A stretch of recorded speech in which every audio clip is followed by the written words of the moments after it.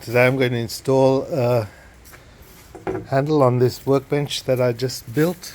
I didn't make a video of this because it took me quite some time, and I've used all different techniques: welding, uh, amateur cabinet making. I made these drawers, and from all scraps.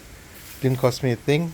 I had casters that I had purchased for a fish tank stand, which I didn't end up using, but anyway, today I've had these handles left over from a project that ended up scrapping and kept the handles.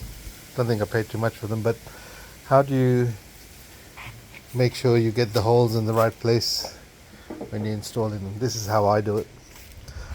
So I take a piece of paper bigger than what the handle is, and I place the handle down like that, and I stretch the paper across the handles, and as you can see here, I've done that before. I'm holding a phone, so it's a bit difficult to demonstrate. And then I poke holes where the holes are into the paper.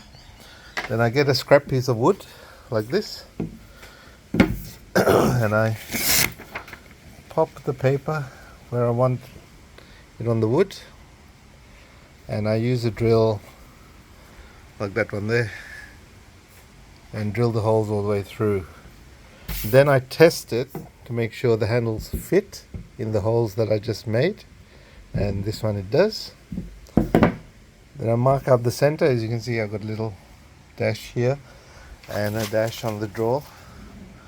I clamp this piece of wood onto here, drill the holes all the way through the drawer surface, which I'm about to do, and I'll do it and film and show you.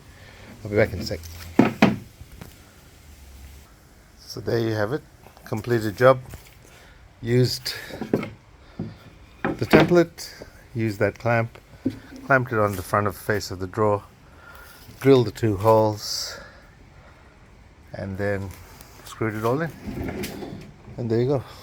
Nice. Now do the second one. Thanks for watching.